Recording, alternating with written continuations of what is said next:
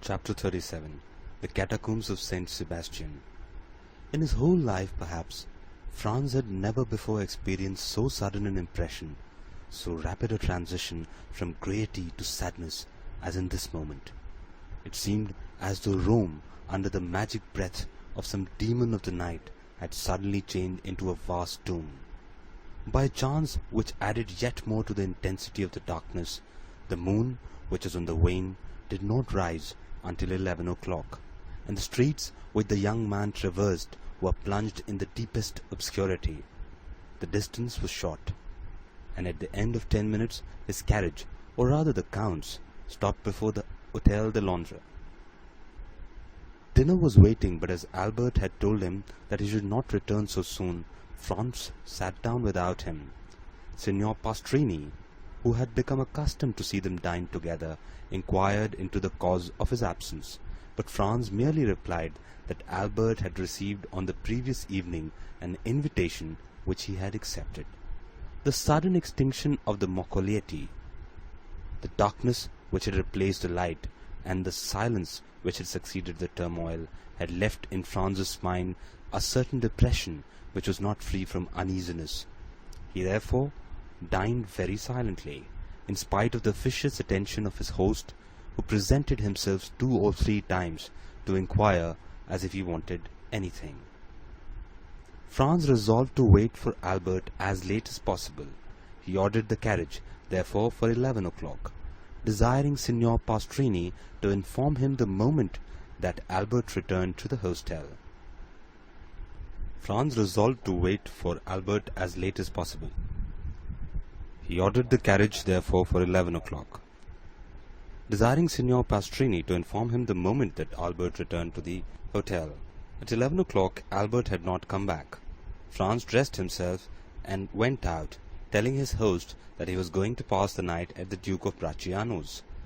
The house of the Duke of Bracciano is one of the most delightful in Rome. The Duchess, one of the last heiresses of the Colonnas, does its honours with the most consummate grace, and thus their fetes have a European celebrity. Franz and Albert had brought to Rome letters of introduction to them, and their first question on his arrival was to inquire the whereabouts of his travelling companion. Franz replied that he had left him at the moment they were about to extinguish the Moccoli, and that he had lost sight of him in the Via Macello. "Then he has not returned," said the Duke. "I waited for him until this hour," replied Franz. "And do you know whither he went?" "No, not precisely. However, I think it was something very like a rendezvous." "Diavolo," said the Duke, "this is a bad day, or rather a bad night, to be out late, is it not, Countess?" These words were addressed to the Countess G., who had just arrived, and was leaning on the arm of Signor Torlonia, the Duke's brother. "I think, on the contrary, that it's a charming night," replied the Countess, "and those who are here will complain of but one thing. It's too rapid flight." "I am not speaking," said the Duke with a smile, "of the persons who are here. The men run no other danger than that of falling in love with you, and the women of falling ill of jealousy at seeing you so lovely.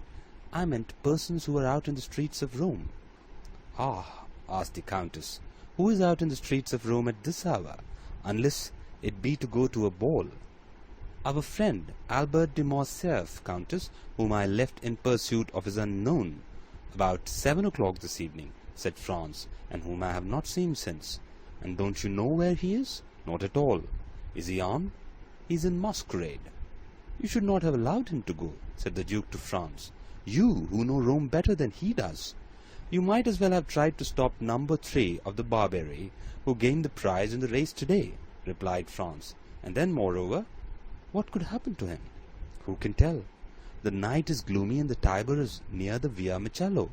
Franz felt a shudder run through his veins at observing the feeling of the Duke, and the Countess was so much in unison with his own personal disquietude. "I informed them at the hotel that I had the honour of passing the night here, Duke," said Franz, "and desired them to come and inform me of his return." "Ah," replied the Duke, "here, I think, is one of my servants who is seeking you." The Duke was not mistaken. When he saw Franz, the servant came up to him. "Your Excellency," he said, "the master of the Hôtel de Londres has sent to let you know that a man is waiting for you with a letter from the Vicomte of Morcerf." "A letter from the Viscount?" exclaimed Franz. "Yes, and who is the man?" "I do not know. Why did he not bring it to me here?" "The messenger did not say." "And where is the messenger?" "He went away directly. He saw me enter the ballroom to find you." "Oh," said the Countess to Franz, "go with all speed. Poor young man. Perhaps some accident has happened to him." "I will hasten," replied Franz. "Shall we see you again to give us any information?" inquired the Countess. "Yes, if it is not any serious affair. Otherwise I cannot answer to what I may do myself." "Be prudent in any event," said the Countess. "Oh, pray be assured of that." Franz took his hat and went away in haste. He had sent away his carriage with orders for it to fetch him at 2 o'clock. Fortunately, the Palazzo Bracciano, which is on one side of the Corso and on the other side of the Square of the Holy Apostles, is hardly 10 minutes' walk from the Hôtel de Londres. As he came near the hotel, Franz saw a man in the middle of the street. He had no doubt that it was the messenger from Albert. The man was wrapped up in a large cloak. He went up to him, but to his extreme astonishment, the stranger first addressed him. "What wants your Excellency of me?"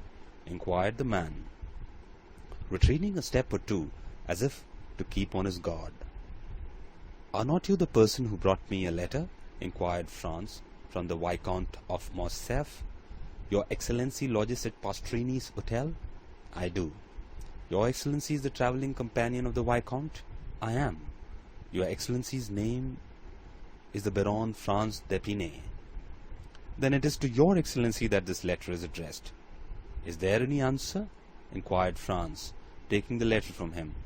"Yes, your friend at least hopes so." "Come upstairs with me, and I will give it to you." "I prefer waiting here," said the messenger with a smile. "And why?" "Your Excellency will know when you have read the letter." "Shall I find you here, then?" "Certainly." Franz entered the hotel. On the staircase he met Signor Pastrini. "Well?" said the landlord. "Well, what?" responded Franz. "You have seen the man who desired to speak with you from your friend?" he asked of Franz. "Yes, I have seen him," he replied, "and he has handed this letter to me. Light the candles in my apartment, if you please." The innkeeper gave orders to a servant to go before Franz with a light. The young man had found Signor Pastrini looking very much alarmed, and this had only made him the more anxious to read Albert's letter. And so he went instantly towards the waxlight and unfolded it. It was written and signed by Albert. Franz read it twice before he could comprehend what it contained. It was thus worded: "My dear fellow, the moment you have received this, have the kindness to take the letter of credit from my pocket-book, which you will find in the square drawer of the secretary. Add your own to it. If it be not sufficient, run to Torlonia, draw from him instantly 4,000 piastres, and give him to the bearer. It is urgent that I should have this money without delay. I do not say more, relying on you as you may rely on me. Your friend, Albert de Morcerf. P.S. I now believe in Italian banditti."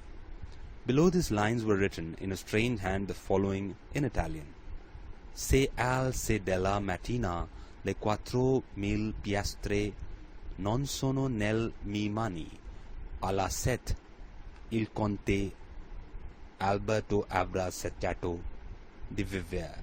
Luigi Vampa." If by 6 in the morning the 4,000 piastres are not in my hands, by 7 o'clock the Count Albert will have ceased to live. This second signature explained everything to Franz, who now understood the objection of the messenger to coming up into the apartment. The street was safer for him. Albert then had fallen into the hands of the famous bandit chief, in whose existence he had for so long a time refused to believe. There was no time to lose. He hastened to open the secretary and found the pocket-book in the drawer, and in it the letter of credit. There were in all 6,000 piastres, but of these 6,000 Albert had already expended 3,000.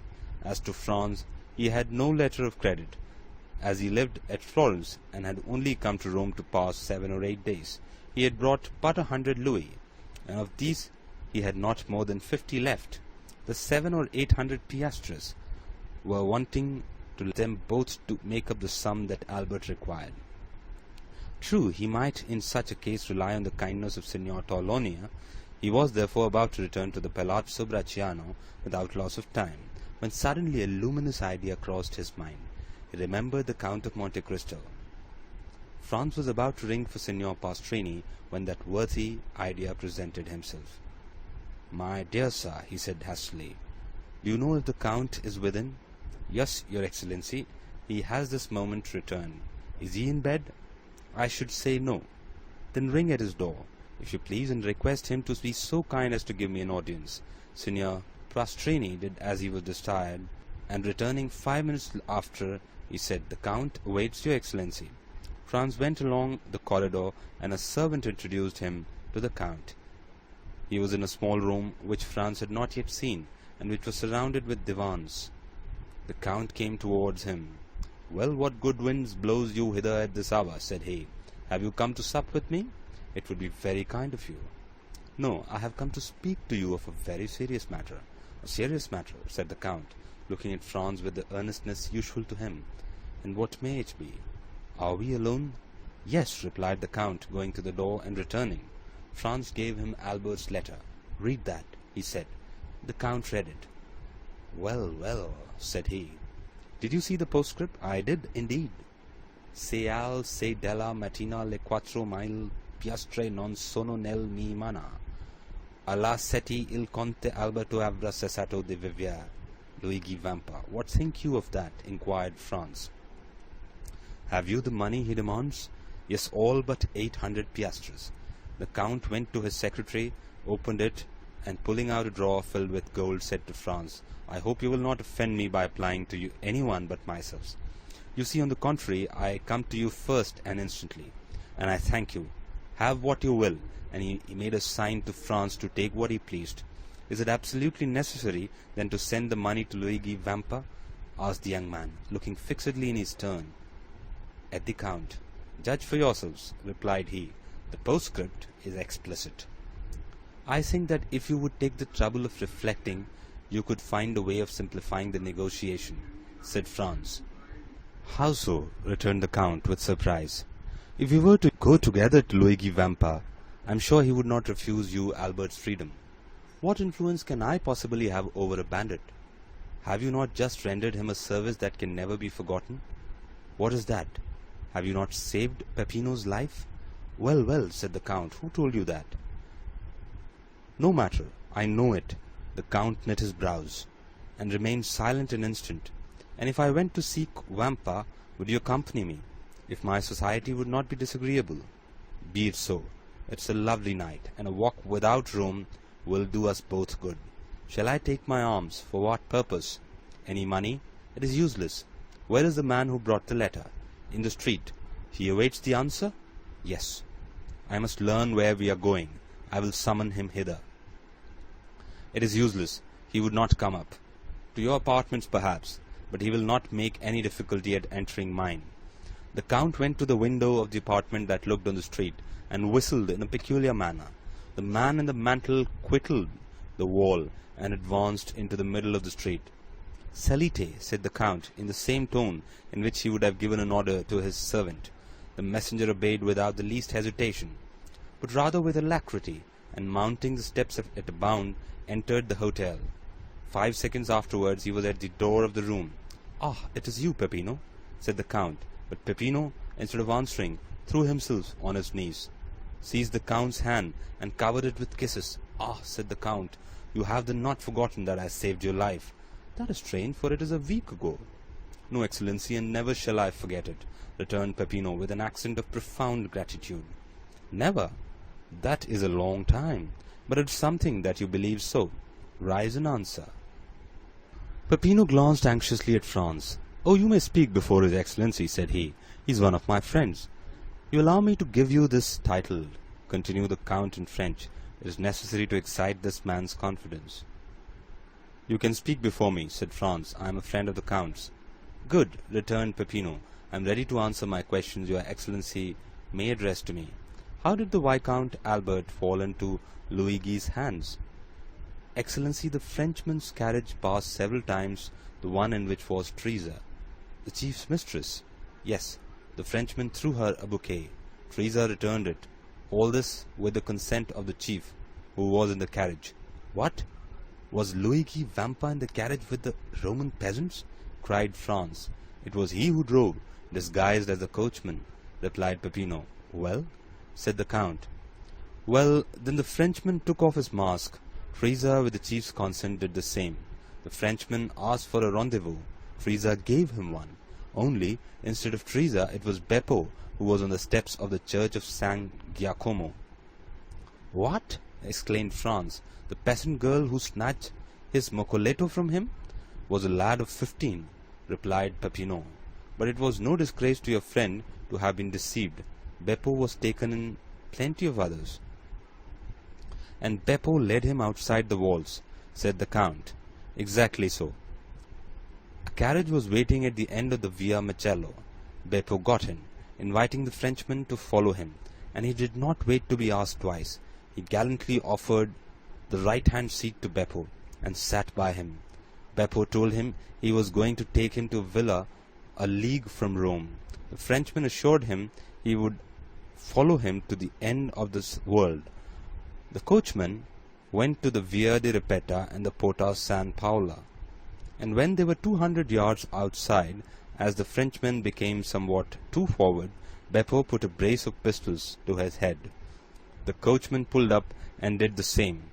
At the same time, 4 of the band, who were concealed on the banks of the Almo, surrounded the carriage. The Frenchman made some resistance and nearly strangled Beppo, but he could not resist 5 armed men, and was forced to yield. They made him get out, walk along the banks of the river, and then brought him to Teresa and Luigi, who were waiting for him in the catacombs of St. Sebastian. Well, said the Count, turning towards Franz, it seems to me that this is a very likely story. What do you say to it? Why, that I should think it very amusing, replied Franz, if it had happened to anyone but poor Albert. And in truth, if you had not found me here, said the Count, it might have proved a gallant adventure, which would have cost your friend dear. But now he is assured his alarm will be the only serious consequence. And shall we go and find him? Inquired Franz. Oh, decidedly, sir. He is in a very picturesque place. Do you know the catacombs of St. Sebastian? I was never in them, but have often resolved to visit them. Well, here is an opportunity made to your hand, and it would be difficult to contrive a better. Have you a carriage? No. That is of no consequence. I always have one ready day and night. Always ready? Yes. I am a very capricious being, and I should tell you that sometimes when I rise, or after my dinner, or in the middle of the night, I resolve on starting for some particular point, and away I go. The Count rang, and a footman appeared. Order out the carriage, he said, and remove the pistols which are in the holsters. You need not waken the coachman. Ali will drive. In a very short time the noise of wheels was heard, and the carriage stopped at the door. The Count took out his watch. 12:30, he said. We might start at 5 o'clock and be in time, but the delay may cause your friend to pass an uneasy night, and therefore we had better go with all speed to extricate him from the hands of the infidels. Are you still resolved to accompany me? More determined than ever. Well then, come along. Franz and the Count went downstairs, accompanied by Peppino. At the door they found the carriage. Ali was on the box, in whom Franz recognized the dumb slave of the grotto of Monte Cristo. Franz and the Count got into the carriage. Peppino placed himself beside Ali, and they set off at a rapid pace. Ali had received his instructions, and went down the Corso, crossed the Campo Vaccino, went up the Strada San Gregorio, and reached the gates of St. Sebastian. Then the porter raised some difficulties, but the Count of Monte Cristo produced a permit from the governor of Rome, allowing him to leave or enter the city at any hour of the day or night. The portcullis was therefore raised. The porter had a louis for his trouble, and then went on their way. The road which the carriage now traversed was the ancient Appian Way, and bordered with tombs. From time to time, by the light of moon which began to rise, Franz imagined that he saw something like a sentinel appear at various points among the ruins, and suddenly retreat into the darkness on a signal from Peppino. A short time before they reached the baths of Caracalla, the carriage stopped. Peppino opened the door, and the Count and the Franz alighted. "In 10 minutes," said the Count to his companion, "we shall be there." He then took Peppino aside, gave him an order in a low voice, and Peppino went away, taking with him a torch brought with them in the carriage. 5 minutes elapsed, during which Franz saw the shepherd going along a narrow path that led over the irregular and broken surface of the Campagna, and finally he disappeared in the midst of the tall red herbage, which seemed like the bristling mane of an enormous lion. "Now," said the Count, "let us follow him." Franz and the Count in their turn then advanced along the same path, which at the distance of 100 paces led them over a declivity to the bottom of a small valley. They then perceived 2 men conversing in the obscurity. "Ought we to go on?" asked Franz the Count, "or shall we wait a while?" "Let us go on. Peppino will have warned the sentry of our coming." One of the 2 men was Peppino, and the other a bandit on the lookout. Franz and the Count advanced, and the bandit saluted them. "Your Excellency," said Peppino, addressing the Count, "if you will follow me, the opening of the catacombs is close at hand." "Go on, then," replied the Count. They came to an opening behind a clump of bushes and in the midst of a pile of rocks, by which a man could scarcely pass. Peppino glided first into this crevice. After they got along a few paces, the passage widened. Peppino passed, lighted his torch, and turned to see if they came after him. The Count first reached an open space, and Franz followed him closely. The passageway sloped in a gentle descent, enlarging as they proceeded. Still, Franz and the Count were compelled to advance in a stooping posture, and were scarcely able to proceed abreast of one another. They went on 150 paces in this way, and then were stopped by. "Who comes there?" At the same time they saw the reflection of a torch on a carbine barrel. "A friend," responded Peppino, and advancing alone towards the sentry, he said a few words to him in a low tone, and then he, like the first, saluted the nocturnal visitors, making a sign that they might proceed. Behind the sentinel was a staircase with 20 steps. Franz and the Count descended these, and found themselves in a mortuary chamber. 5 corridors diverged like the rays of a star, and the walls dug into niches, which were arranged one above the other in the shape of coffins, showed that they were at last in the catacombs. Down one of the corridors, whose extent it was impossible to determine, rays of light were visible. The Count laid his hand on Franz's shoulder. "Would you like to see a camp of bandits in repose?" he inquired. "Exceedingly," replied Franz. "Come with me." Then Peppino put out the torch.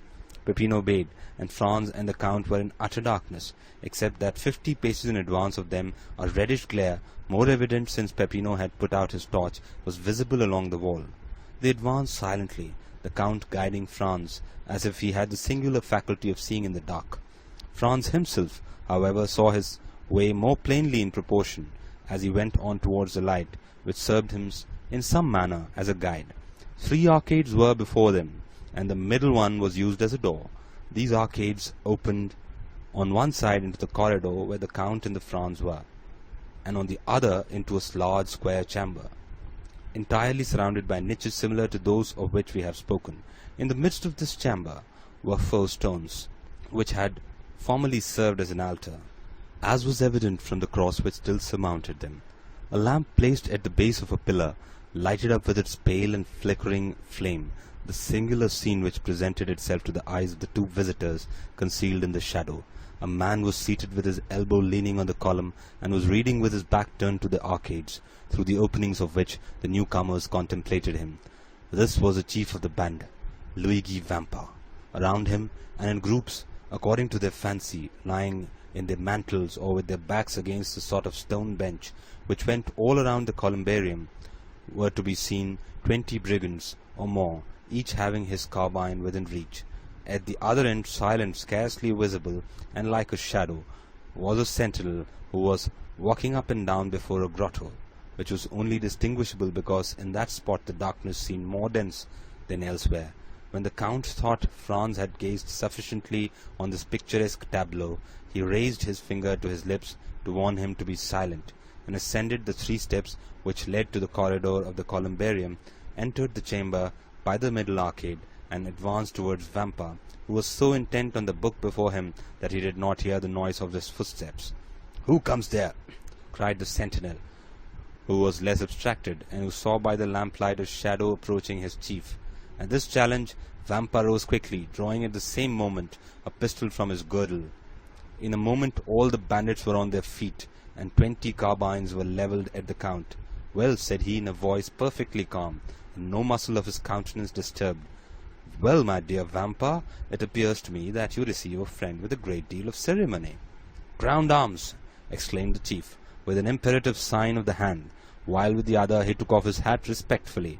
Then, turning to the singular personage who had caused this scene, he said, "Your pardon, your Excellency, but I was so far from expecting the honour of a visit that I did not really recognize you." "It seems that your memory is equally short in everything, Vampa," said the Count, "and that not only do you forget people's faces, but also the conditions you make with them." "What conditions have I forgotten, your Excellency?" inquired the bandit, with the air of a man who, having committed an error, is anxious to repair it. "Was it not agreed," asked the Count, "that not only my person, but also that of my friends, should be respected by you?" "And how have I broken that treaty, your Excellency?" "You have this evening carried off and conveyed hither the Vicomte Albert de Morcerf." "Well," continued the Count, in a tone that made Franz shudder, "this young gentleman is one of my friends. This young gentleman lodges in the same hotel as myself. This young gentleman has been up and down the Corso for 8 hours in my private carriage, and yet, I repeat to you, you have carried him off and conveyed him hither, and," added the Count, taking the letter from his pocket, "you have set a ransom on him, as if he were utter stranger." "Why did you not tell me all this, you?" inquired the brigand chief, turning towards his men, who all retreated before his look.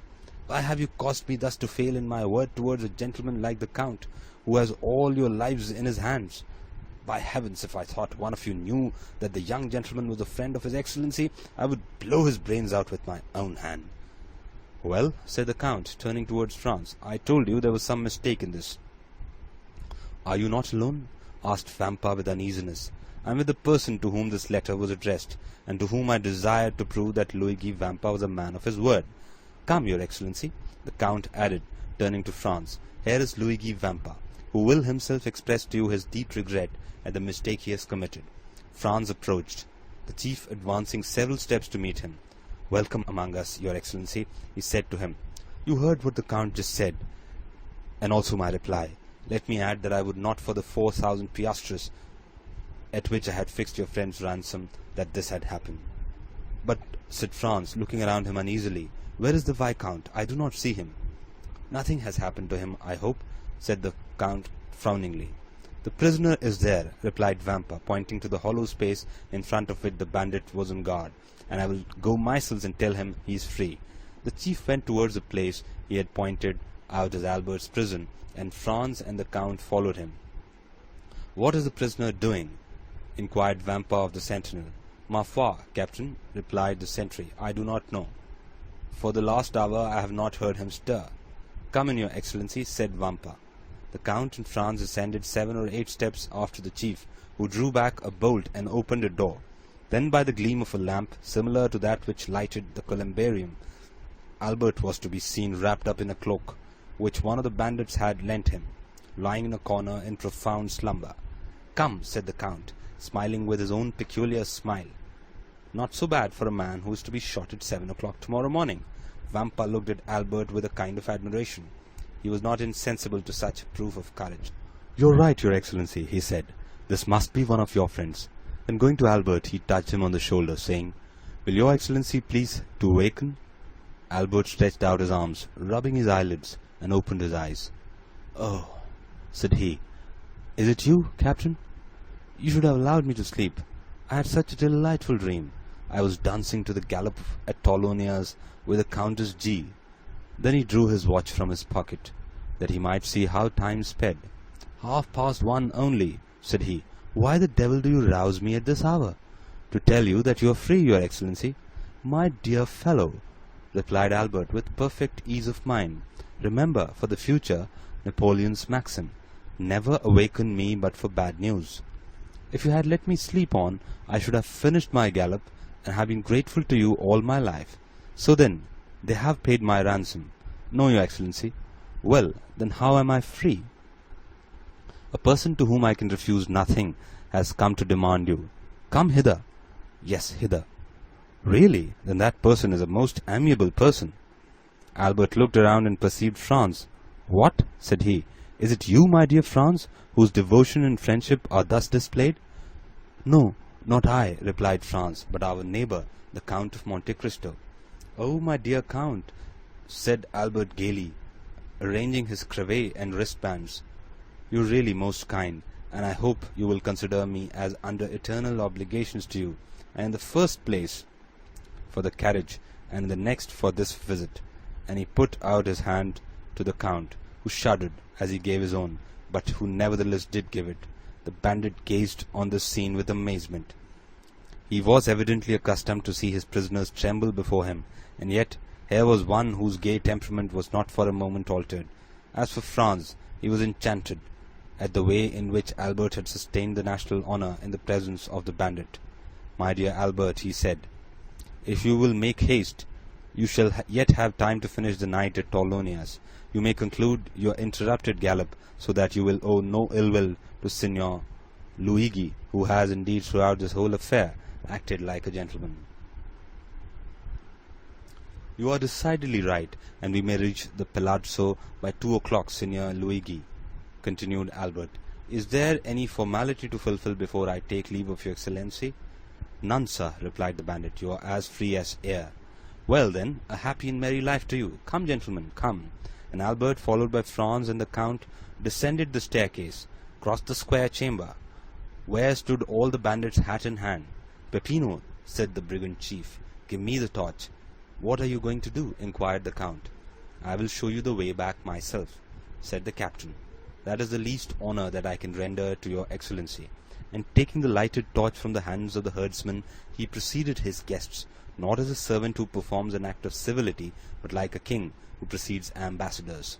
On reaching the door, he bowed. "And now, your Excellency," added he, "allow me to repeat my apologies, and I hope you will not entertain any resentment at what has occurred." "No, my dear Vampa," replied the Count. "Besides, you compensate for your mistakes in so gentlemanly a way that one almost feels obliged to you for having committed them.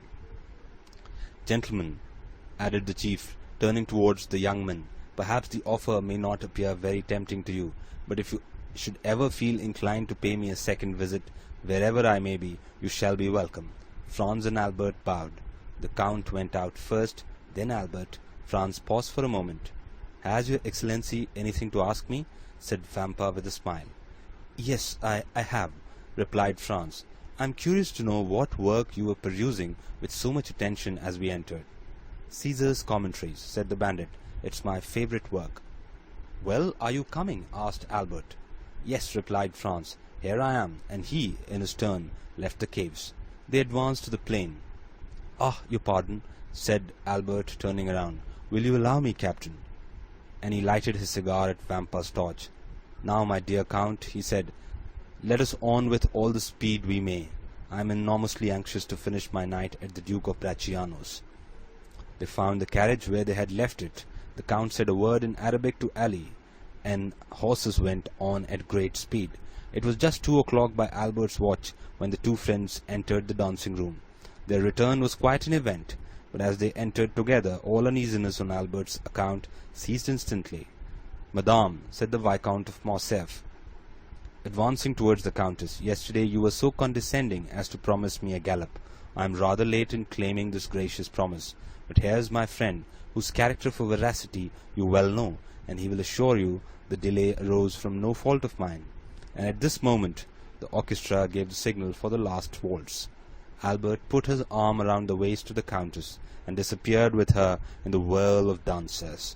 In the meanwhile, Franz was considering the singular shudder that had passed over the Count of Monte Cristo at the moment when he had been, in some sort, forced to give his hand to Albert.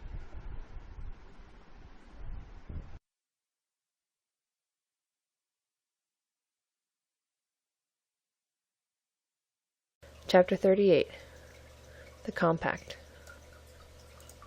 The first words that Albert uttered to his friend on the following morning contained a request that Franz would accompany him on a visit to the Count.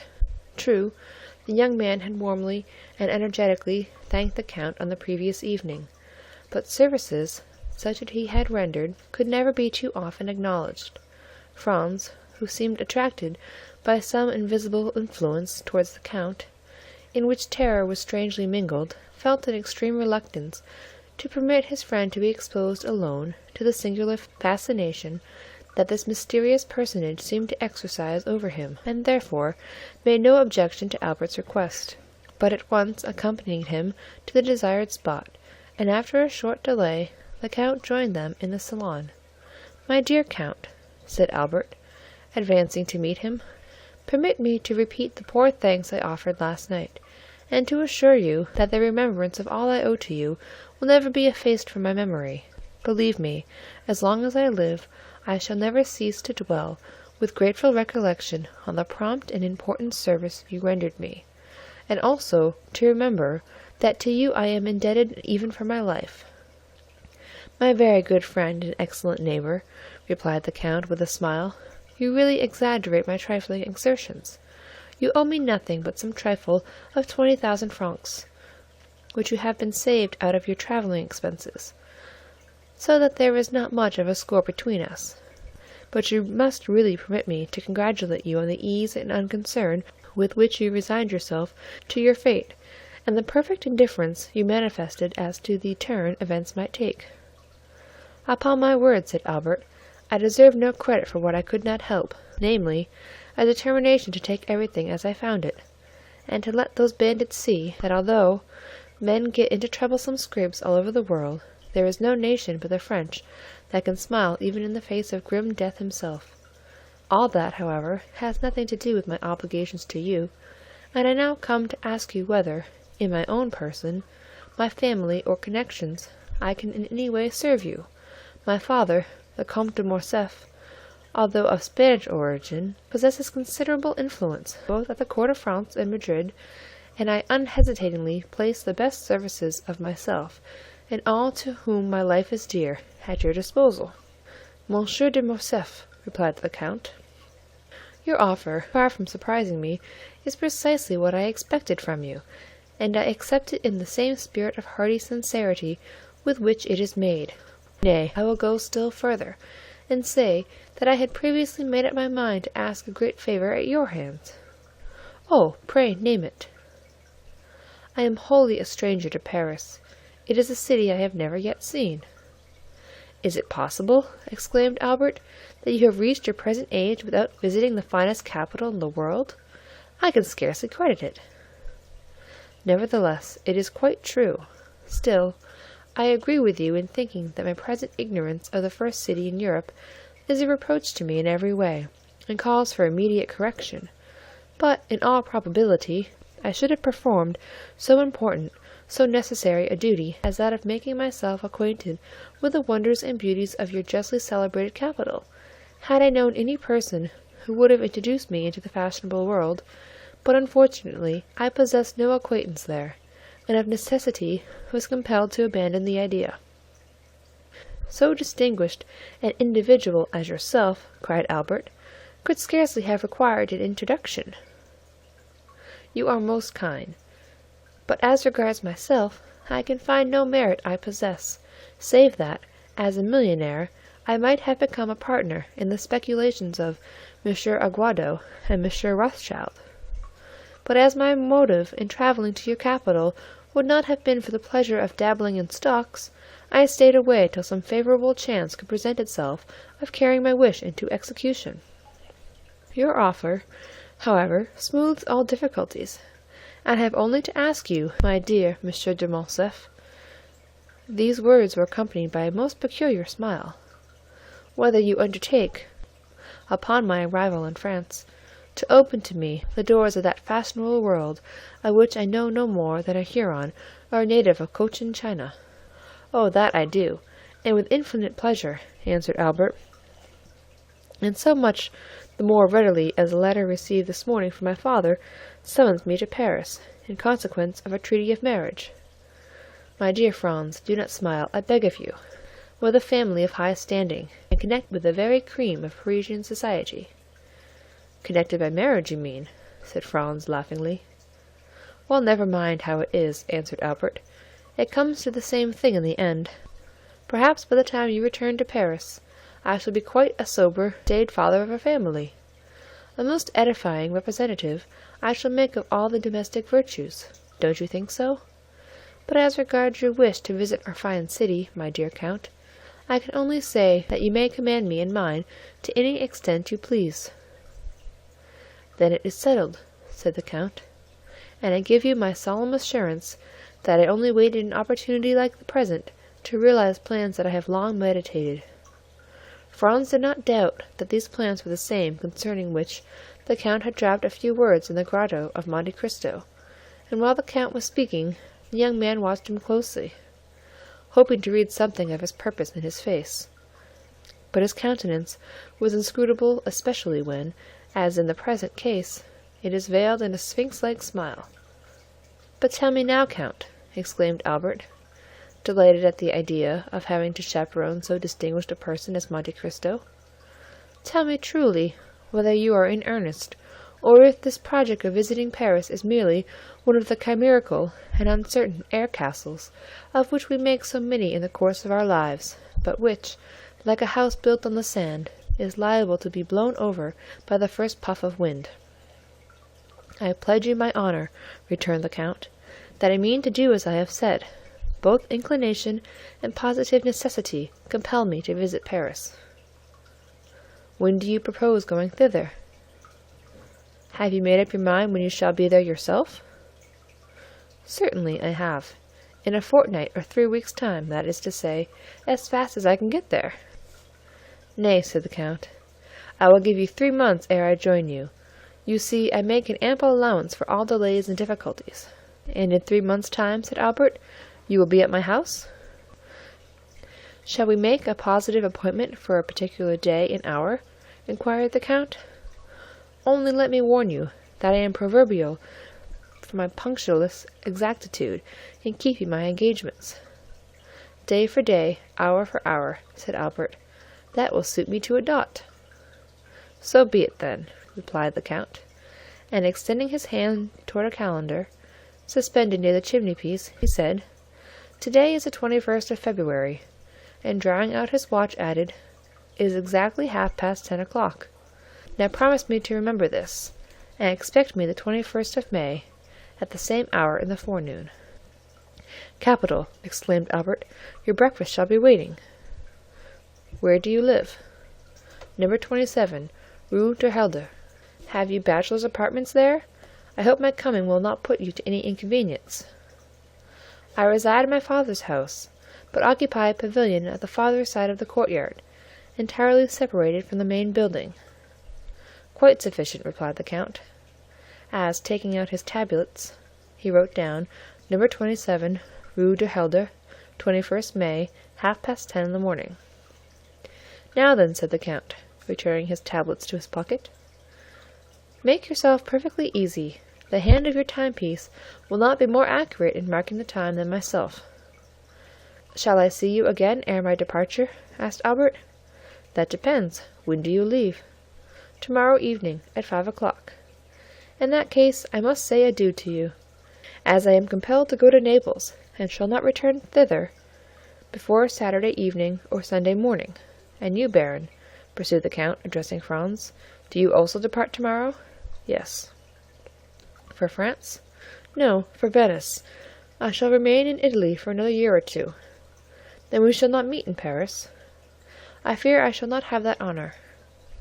"Well, since we must part," said the Count, holding out a hand to each of the young men, "allow me to wish you both a safe and pleasant journey." It was the first time the hand of Franz had come in contact with that of the mysterious individual before him, and unconsciously he shuddered at its touch, for it felt cold and icy as that of a corpse. "Let us understand each other," said Albert. "It is agreed, is it not, that you are to be at number 27 in the Rue du Helder on the 21st of May at 10:30 in the morning, and your word of honor passed for your punctuality?" "The 21st of May, at 10:30 in the morning, Rue du Helder, number 27," replied the Count. The young men then rose, and bowing to the Count, quitted the room. "What is the matter?" asked Albert of Franz, when they had returned to their own apartments. "You seem more than commonly thoughtful." "I will confess to you, Albert," replied Franz, "the Count is a very singular person, and the appointment you have made to meet him in Paris fills me with 1,000 apprehensions." "My dear fellow," exclaimed Albert, "what can there possibly be in that to excite uneasiness? Why, you must have lost your senses." "Whether I am in my senses or not," answered Franz, "that is the way I feel." "Listen to me, Franz," said Albert. "I am glad that the occasion has presented itself for saying this to you, for I have noticed how cold you are in your bearing towards the Count, while he, on the other hand, has always been courtesy itself to us. Have you anything particular against him?" "Possibly." "Did you ever meet him previously to coming hither?" "I have." "And where?" "Will you promise not to repeat a single word of what I am about to tell you?" "I promise." "Upon your honor?" "Upon my honor." "Then listen to me." Franz then related to his friend the history of his excursion to the island of Monte Cristo, and of finding a party of smugglers there, and the 2 Corsican bandits with them.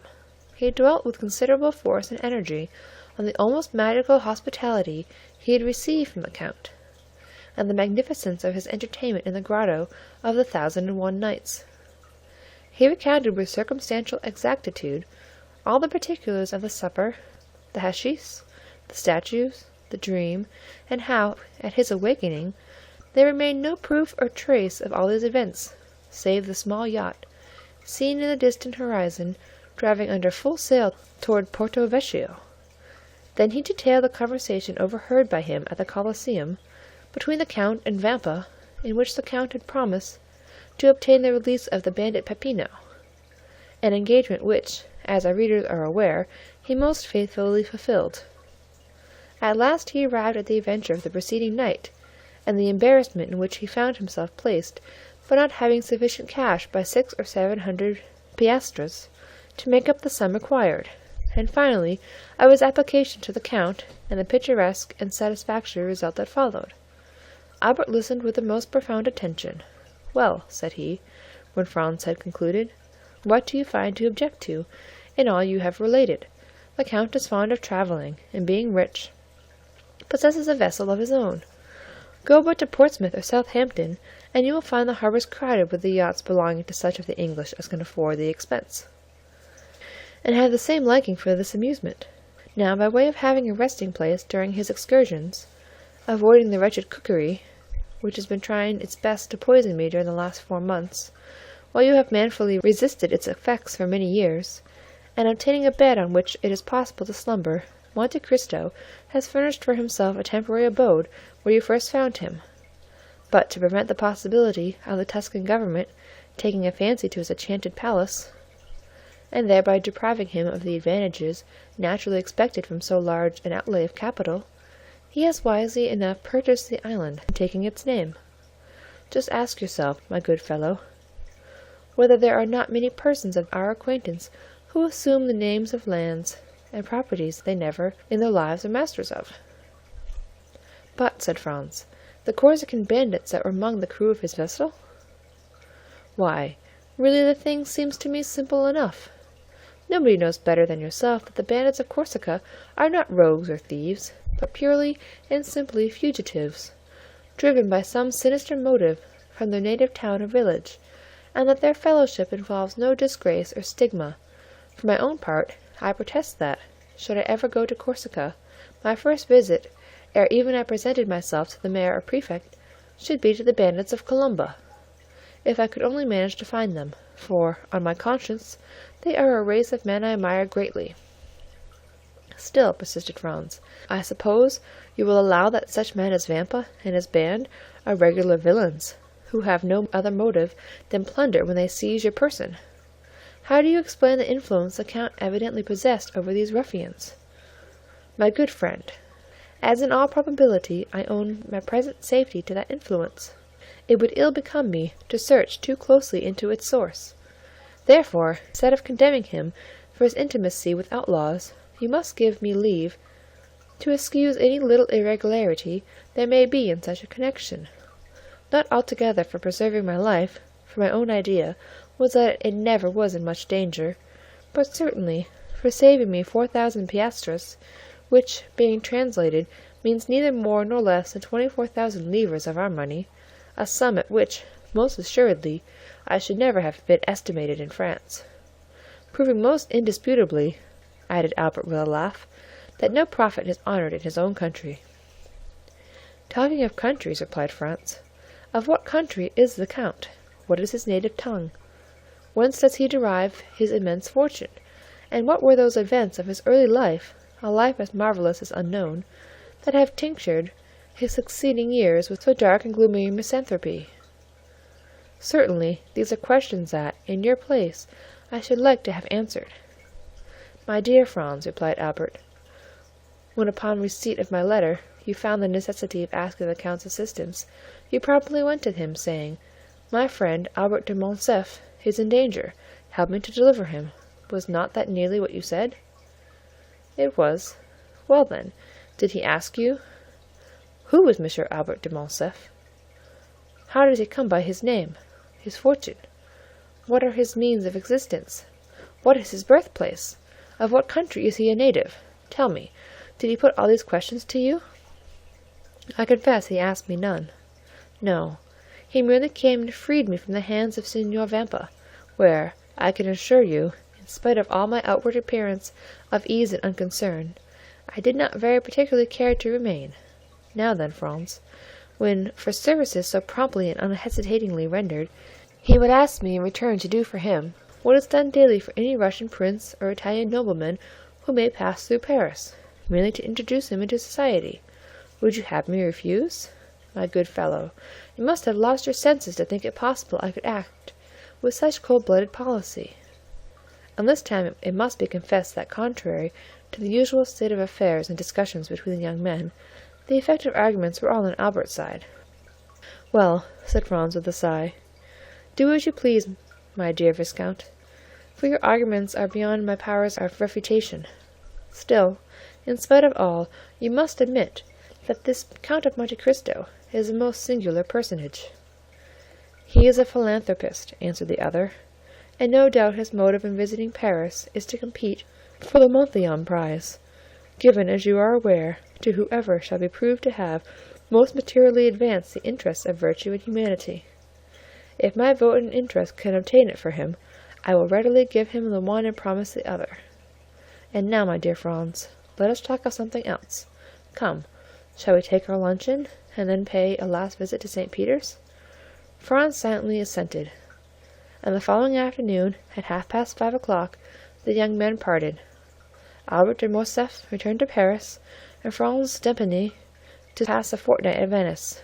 But ere he entered his travelling carriage, Albert, fearing that his expected guest might forget the engagement he had entered into, placed in the care of the waiter at the hotel a card, to be delivered to the Count of Monte Cristo, on which, beneath the name of Vicomte Albert de Morcerf, he had written in pencil, 27 Rue du Helder, on the 21st May, 10:30 a.m. End of chapter 38.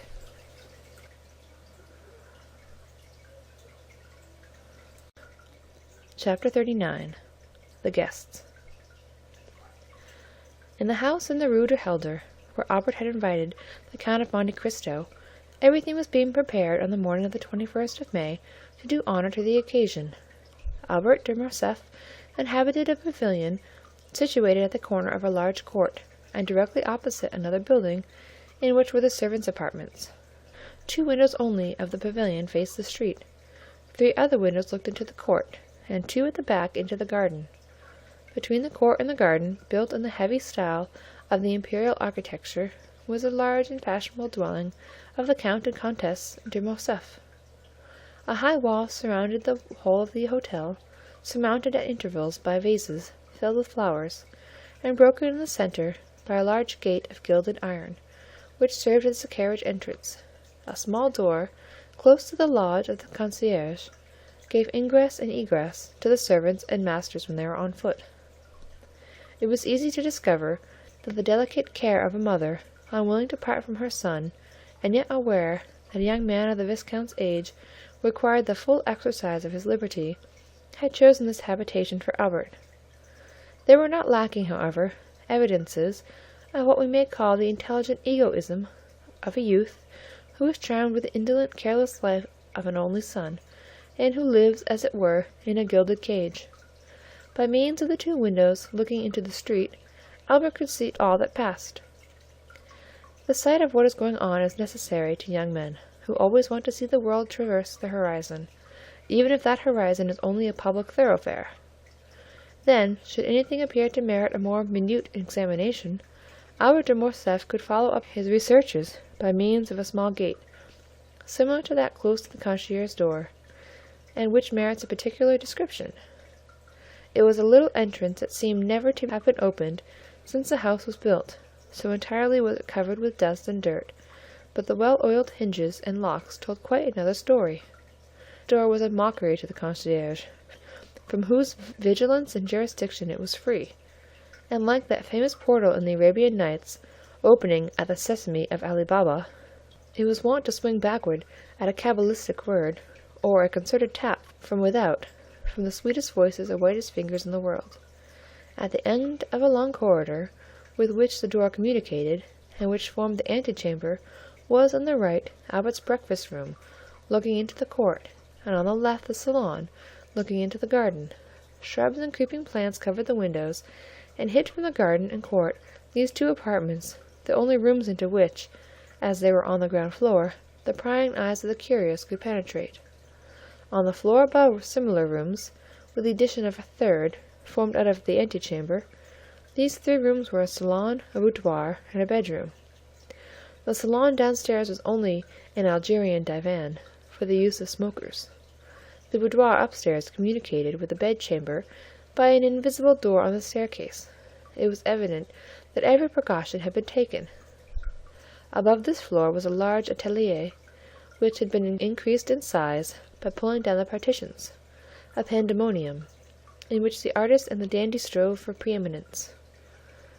There were collected and piled up all Albert's successive caprices: hunting horns, bass viols, flutes, a whole orchestra, for Albert had had not a taste but a fancy for music, easels, palettes, brushes, pencils, for music had been succeeded by painting, foils, boxing gloves, broadswords, and single-sticks. Following the example of the fashionable young men of the time, Albert de Morcerf cultivated, with far more perseverance than music and drawing, the three arts that complete a dandy's education, for example, fencing, boxing, and single-stick, and it was here that he received Grisier, Cook, and Charles Le Boucher. The rest of the furniture of this privileged apartment consisted of old cabinets, filled with Chinese porcelain and Japanese vases, Luca della Robbia, faience, and Palissy platters, of old armchairs, in which perhaps had sat Henry IV, or Sully, Louis XIII, or Richelieu. For two of these armchairs, adorned with a carved shield, on which were engraved the fleur-de-lis of France, on an azure field, evidently came from the Louvre, or at least some royal residence. Over these dark and sombre chairs were thrown splendid stuffs, dyed beneath Persia's sun, or woven by the fingers of the women of Calcutta or of Chandernagore. What these stuffs did there, it was impossible to say. They awaited, while gratifying the eyes, a destination unknown to their owner himself. In the meantime they filled the place with their golden and silky reflections.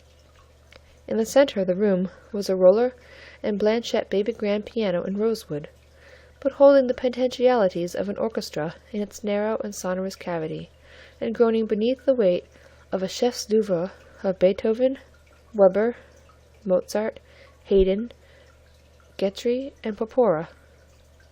On the walls, over the doors, on the ceiling, were swords, daggers, mallet creeses, maces, battle-axes, gilded damasks and inlaid suits of armor, dried plants, minerals, and stuffed birds, their flame-colored wings outspread in motionless flight, and the beaks for ever open. This was Albert's favourite lounging place. However, the morning of the appointment, the young man had established himself in the small salon downstairs. There, on a table, surrounded at some distance by a large and luxurious divan, every species of tobacco known, from the yellow tobacco of Petersburg to the black of Sinai, and so on along the scale from Maryland and Puerto Rico. Latakia was exposed in pots of crackled earthenware, of which the Dutch were so fond. Beside them, in boxes of fragrant wood, were ranged, according to their size and quality, puros, regalias, Havanas, and Manilas, and in an open cabinet a collection of German pipes, of chibouks, with their amber mouthpieces ornamented with coral, and of narghiles, with their long tubes of Morocco, awaiting the caprice or the sympathy of the smokers. Albert had himself presided at the arrangement, or rather the symmetrical derangement, which, after coffee, the guests at a breakfast in modern days love to contemplate through the vapour that escapes from their mouths, and descends in long and fanciful wreaths to the ceiling. At 9:45, a valet entered. He composed with a little groom named John, and who spoke only English, all Albert's establishment, although the cook of the hotel was always at his service, and on great occasion the Count Sacher also. This valet, whose name was Germain, and who enjoyed the entire confidence of his young master, held in one hand a number of papers, and in the other a packet of letters, which he gave to Albert. Albert glanced carelessly at the different missives, selected two written in a small and delicate hand, and enclosed in scented envelopes, opened them and perused their contents with some attention. "How did these letters come?" said he. "One by the post. Madame Danglers' footman left the other." "Let Madame Danglers know that I accept the place she offers me in her box. Wait. Then, during the day, tell Rosa that when I leave the opera I will sup with her as she wishes. Take her 6 bottles of different wine, Cyprus, sherry, and Malaga, and a barrel of Ostend oysters. Get them at Borel's, and be sure to say they are from me. At what o'clock, sir, do you breakfast?" "What time is it now?" 9:45. "Very well.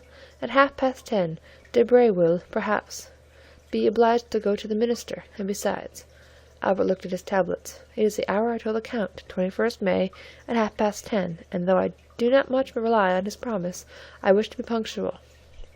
Is the Countess up yet?" "If you wish, I will inquire." "Yes. Ask her for one of her liqueur célérettes. Mine is incomplete.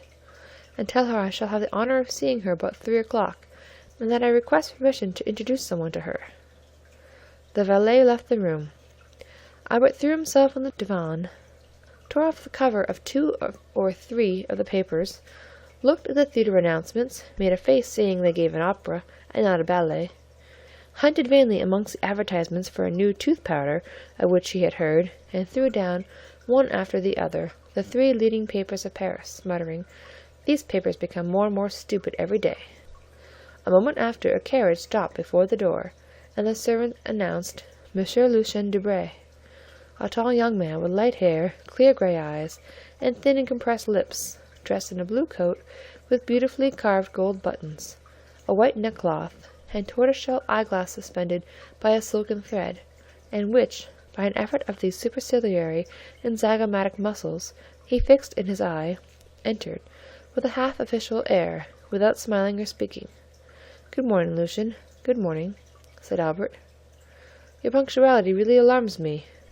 "What do I say? Punctuality? You whom I expected last, you arrive at 5 minutes to 10, when the time fixed was half past. Has the ministry resigned?" "No, my dear fellow," returned the young man, seating himself on the divan. "Reassure yourself. We are tottering always, but we never fall, and I begin to believe that we shall pass into a state of immobility, and then the affairs of the peninsula will completely consolidate us." "Ah, true. You drive Don Carlos out of Spain." "No, no, my dear fellow. Do not confound our plans. We take him to the other side of the French frontier, and offer him hospitality at Bourges." "At Bourges?" "Yes. He has not much to complain of. Bourges is the capital of Charles the 7th. Do you not know that all Paris knew it yesterday, and the day before it had already transpired on the Bourse, and Monsieur Danglers, I do not know by what means that man contrives to obtain intelligence as soon as we do, made 1,000,000. And you another order, for I see you have a blue ribbon at your buttonhole. Yes, they sent me the order of Charles III, returned Debray carelessly. Come, do not affect indifference, but confess you were pleased to have it. Oh, it is very well as a finish to the toilette. It looks very neat on a black coat buttoned up. It makes you resemble the Prince of Wales or the Duke of Reichstadt. It is for that reason you see me so early, because you have the order of Charles III, and you wish to announce the good news to me? No, because I passed the night writing letters, 25 dispatches. I returned home at daybreak and strove to sleep, but my head ached, and I got up to have a ride for an hour. At the Bois de Boulogne, ennui and hunger attacked me at once, two enemies who rarely accompany each other, and who are yet leagued against me, a sort of Carlo-Republican alliance. I then recollected you gave breakfast this morning, and here I am. I am hungry. Feed me. I am bored. Amuse me. It is my duty as your host, returned Albert, ringing the bell, while Lucien turned over, with his gold-mounted cane, the papers that lay on the table. Germain, a glass of sherry and a biscuit. In the meantime, my dear Lucien, here are cigars, contraband, of course. Try them, and persuade the minister to sell us such instead of poisoning us with cabbage leaves. Peste! I will do nothing of the kind. The moment they come from government, you would find them execrable. Besides, that does not concern the home but the financial department. Address yourself to Monsieur Human, section of the indirect contributions, Corps de Air, No. 26. On my word, said Albert, you astonish me by the extent of your knowledge. Take a cigar. Really, my dear Albert, replied Lucien, lighting a manila at a rose-colored taper that burned in a beautifully enamelled stand, how happy you are to have nothing to do. You do not know your own good fortune. And what would you do, my dear diplomatist, replied Morcerf, with a slight degree of irony in his voice, if you did nothing? What?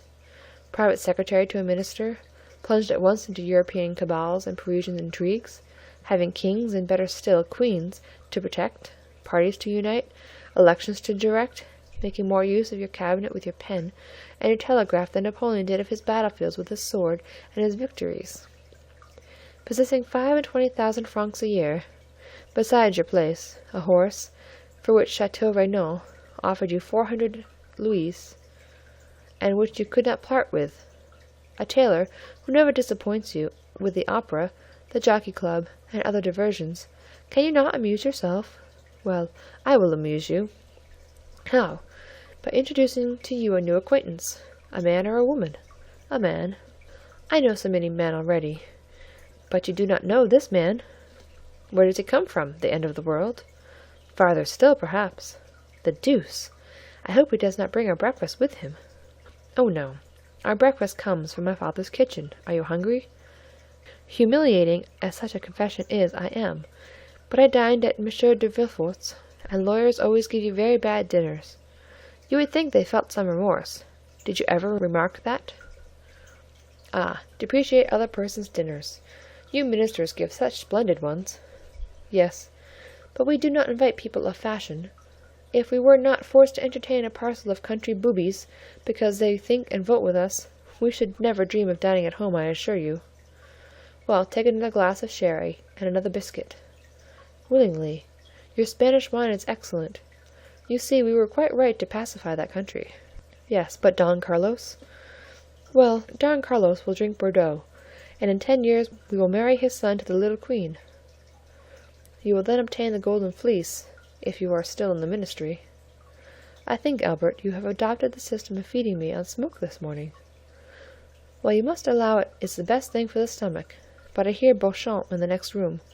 You can dispute together, and that will pass away the time. About what? About the papers. My dear friend, said Lucien with an air of sovereign contempt, do I ever read the papers? Then you will dispute the more. Monsieur Beauchamp, announced the servant. Come in, said Albert, rising and advancing to meet the young man. Here is Debray, who detests you without reading you, so he says. He is quite right, returned Beauchamp, for I criticize him without knowing what he does. Good day, Commander." "Ah, you know that already," said the private secretary, smiling and shaking hands with him. "Pardieu! And what do they say of it in the world?" "In which world? We have so many worlds in the year of grace 1838. "In the entire political world, of which you are one of the leaders. They say that it is quite fair, and that sowing so much red, you ought to reap a little blue." "Come, come, that is not bad," said Lucian. "Why do you not join our party, my dear Beauchamp? With your talents you could make your fortune in 3 or 4 years. I only await one thing before following your advice, that is, a minister who will hold office for 6 months, my dear Albert. One word, for I must give poor Lucian a respite. Do we breakfast or dine? I must go to the chamber, for our life is not an idle one. You only breakfast. I await 2 persons, and the instant they arrive we shall sit down to table." End of chapter 39.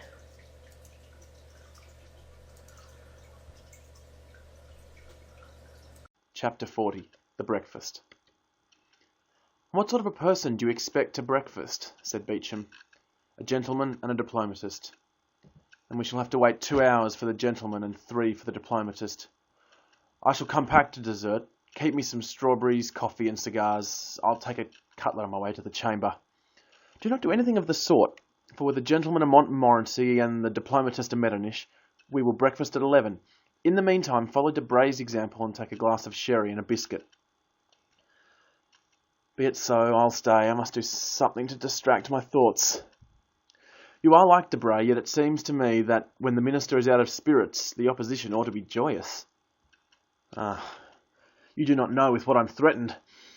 I shall hear this morning that Monsieur Danglers made a speech at the Chamber of Deputies, and at his wife's this evening I shall hear the tragedy of a peer of France. The devil take the constitutional government, and since we had our choice, as they say, at least, how could we choose that?" "I understand. You must lay in a stock of hilarity." "Do not run down Monsieur Danglars' speeches," said Debray. "He votes for you, and he belongs to the opposition." "Pardieu, that is exactly the worst of all. I am waiting until you send him to speak at the Luxembourg to laugh at my ease." "My dear friend," said Albert to Beauchamp, "it is plain that the affairs of Spain are settled, for you are most desperately out of humour this morning. Recollect that Parisian gossip has spoken of a marriage between myself and Mademoiselle Eugène Danglars. I cannot, in conscience, therefore, let you run down the speeches of a man who will one day say to me, 'Vicomte, you know that I gave my daughter 2 millions.'" "Ah, this marriage will never take place," said Beauchamp.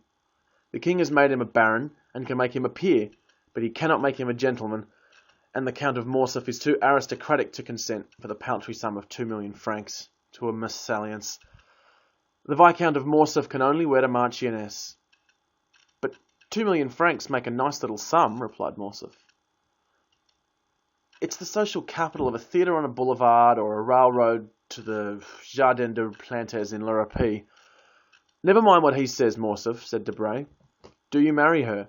You marry a money-bag label, it's true, but what does that matter? It's better to have a blazon less and a figure more on it. You have 7 martlets on your arms. Give 3 to your wife, and you'll still have 4. That's 1 more than Monsieur de Guise had, who so nearly became King of France, and whose cousin was Emperor in Germany." "On my word, I think you're right, Lucian," said Albert absently. "To be sure, besides, every millionaire is as noble as a bastard. That is, he can be." "Do not say that, Debray," returned Beauchamp, laughing. "For here is Chateau Renard, who, to cure you of your mania for paradoxes, will pass the sword of Renard de Montbaton, his ancestor, through your body." "He'll sully it then," replied Lucian, "for I'm low, very low." "Oh, heavens!" cried Beauchamp. "The minister quotes Beranger. What then shall we come to next?"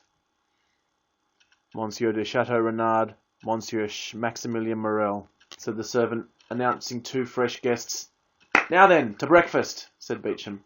"For, if I remember, you told me you only expected 2 persons, Albert." "Morel," muttered Albert. "Morel. Who is he?" But before he had finished, Monsieur de Chateau Renard, a handsome young man of 30, gentleman all over, that is, with the figure of a Guiche and the wit of a Montmartre, took Albert's hand. "My dear Albert," said he, "let me introduce you to Monsieur Maximilien Morel. captain of Sapphus, my friend, and what's more, however the man speaks for himself, my preserver. Salute my hero, Viscount." And he stepped on one side to give place to a young man of refined and dignified bearing, with a large and open brow, piercing eyes, and a black moustache, whom our readers have already seen at Marseilles, under circumstances sufficiently dramatic not to be forgotten. A rich uniform, half French, half Oriental, set off his graceful and stalwart figure, and his broad chest was decorated with the Order of the Legion of Honour. The young officer bowed with easy and elegant politeness. "Monsieur," said Albert with affectionate courtesy, "the Count of Chateau Renard knew how much pleasure this introduction would give me. You are his friend, be ours also." "Well said," interrupted Chateau Renard, "and pray that, if you should ever be in a similar predicament, he may do as much for you as he did for me." "What's he done?" asked Albert. "Oh, nothing worth speaking of," said Morel. "Monsieur Chateau Renard exaggerates." "Not worth speaking of?" cried Chateau Renard. "Life is not worth speaking of. That is rather too philosophical. On my word, Morel, it is very well for you who risk your life every day, but for me, who only did so once, we gather from this, Baron, that Captain Morel saved your life." "Exactly so." "On what occasion?" asked Beauchamp. "Beauchamp, my good fellow, you know that I am starving," said Debray. "Do not set him off on some long story." "Well, I do not prevent your sitting down to table," replied Beauchamp. "Chateau Renard can tell us while we eat our breakfast." "Gentlemen," said Morcerf, "it's only 10:15, and I expect someone else." "Ah, a true diplomatist," observed Debray. "Diplomat or not, I don't know. I only know that he's charged himself on my account with a mission which he terminated so entirely to my satisfaction, that, had I been king, I should have instantly created him a knight of all my orders, even if I'd been able to offer him the golden fleece and the garter." "Well, since we are not to sit down to table," said Debray, "take a glass of sherry and tell us all about it." "You all know that I had a fancy of going to Africa." "It's a road your ancestors have traced out for you," said Albert gallantly. "Yes, but I doubt your object was like theirs, to rescue the Holy Sepulchre." "You're quite right, Beauchamp," observed the young aristocrat. "It was only to fight as an amateur. I cannot bear duelling since 2 seconds, chosen to arrange an affair, forced me to break the arm of one of my best friends, one whom you all know, poor Franz d'Epinay." "Ah, true. You did fight some time ago," said Debray. "About what?" "The devil take me if I can remember," returned Chateau Renard. "But I recollect perfectly one thing, that, being unwilling to let such talents as mine sleep, I wished to try upon the Arabs the new pistols that had been given to me. In consequence, I embarked for Oran, and went thence to Constance, where I arrived just in time to witness the raising of the siege. I retreated with the rest. For 48 hours I endured the rain during the day and the cold during the night tolerably well, but on the third morning my horse died of cold. The poor brute, accustomed to being covered up and to have a stove in the table, the Arabian finds himself unable to bear 10 degrees of cold in Arabia." "That's why you wanted to purchase my English horse," said Debray. "You think you'll bear the cold better." "You are mistaken, for I have made a vow never to return to Africa." "You were very much frightened, then?" asked Beauchamp. "Well, yes, and I had a good reason to be so," replied Chateau Renard. "I was retreating on foot, for my horse was dead. 6 Arabs came up, full gallop, to cut off my head. I shot 2 with my double-barreled gun, and 2 more with my pistols, but I was then disarmed, and 2 were still left. One seized me by the hair, that's why I wear it so short, no one knows what may happen. The other swung a yataghan, and I already felt the cold steel on my neck, when this gentleman who you see here charged them, shot one who held me by the hair, and cleft the skull of the other with his sabre. He had assigned himself the task of saving a man's life that day, and chance caused that man to be myself. When I am rich, I will order a statue of Chance from Clagmannan or Mariachetti." "Yes," said Morel, smiling. "It was the 5th of November, the anniversary of the day which my father was miraculously preserved. Therefore, as far as it lies within my power, I endeavour to celebrate it by some—" "Heroic action!" interrupted Chateau Renard. "I was chosen, but that's not all. After rescuing me from the sword, he rescued me from the cold, not by sharing his cloak with me, like St. Martin, but giving me the whole. Then, from hunger, by sharing with me, guess what? A Strasbourg pie." asked Beauchamp. No, his horse, of which each of us ate a slice with a hearty appetite. It was very hard. The horse? Asked Morcerf, laughing.